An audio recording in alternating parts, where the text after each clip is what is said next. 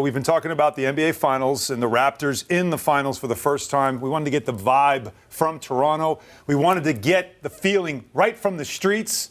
So we went to Paul Jones, this Raptors radio broadcast, and he's literally out on the streets, just like we asked Paul. Perfect. Now, use your turn signals, and we'll be okay.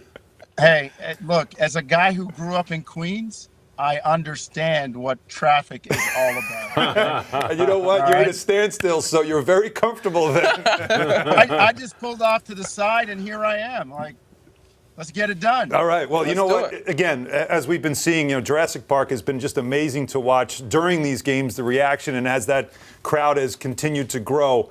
But what has the feeling been? What has it been? Is it surreal still, or is it something that as the conference finals was going on, you said to yourself, you know what, we've got a chance this year? Well, it covers both, Alan, when you think about it. For the people from a professional standpoint, like myself and the broadcasters, you could see this coming. They built the program over the last 6 years in the playoffs, and there was a close loss to Brooklyn, a bitter sweep to Washington, and then could never get by LeBron the last 3 years. And everything was meant to get past that guy who was holding the key at the gate. He left. He went to LA. And oh, by the way, you get Kawhi Leonard, Danny Green, and Marc Gasol. So that part of it, you could see professionally that this thing has a chance.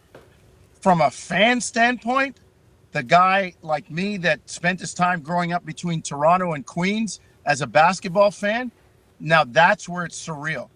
The NBA freaking finals are in Toronto. Are you kidding? I was here when that guy to your right, John Wallace, was playing here, and they were building teams and they were trying to get better, and fans would come out and watch, but only the hardcore fans. Now the bandwagon's full. And for those people, it is surreal, the fact that the NBA Finals will tip off tomorrow night in Toronto. That part of it is really, really hard to believe. Paul, I want to talk to you some more about the fans, because I really want to touch on it, being a former player that played up in Toronto and realizing, like like you were saying, when I played there, it was a couple of fans came out, but it wasn't every game, right? And then when Jordan came to town, obviously it sold out. But other than that, it was like we were playing in a cavernous type building at the Sky Dome. Wasn't really basketball friendly, basketball ready. The facilities up there weren't ready, up to par. But like you said, they've changed everything. It's a top class organization now. Can you speak on that, and what did that help you guys in landing Kawhi Leonard? John, were you there the game when they gave out the thunder sticks at the wrong end? Yes. When Tracy Murray was shooting a free throw and our fans were distracting him? Oh, no. Yeah. Yes, no. Monica. Yeah, girl. No. Tracy Murray said, no, those are supposed to be at the other end. That's awful.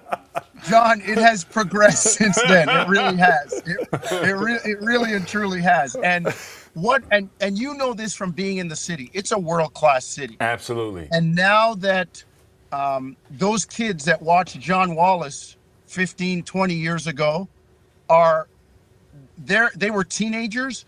They're in their late 30s and early 40s now. They have disposable income. They have grown up with the game. The fan base has become more knowledgeable, more sophisticated. And this is what we're seeing. And guys like Kawhi Leonard, Danny Green, Marc Gasol, they're coming to Toronto, and they realize it's a world-class city, and they have a chance to win. The very first NBA game was played, as a lot of people know, in Toronto back in the 1940s. And if you were taller than 6'6", you got in for free. Yes. So you want to talk about how far it's come? That's how far All right.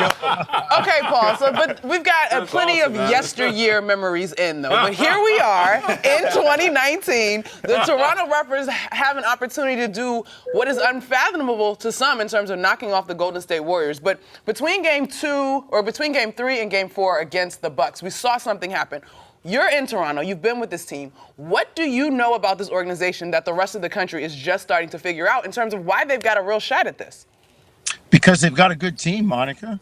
I mean, Nick Nurse has been all about the flexibility for the entire time, and rolling out lineups that we might say, man, what is he doing with this lineup? But it's all in preparation for this time, for the finals, having that flexibility.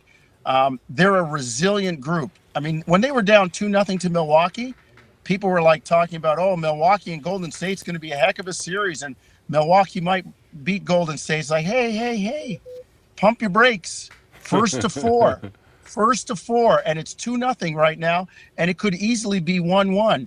So, Monica, I see a resiliency. I see a toughness.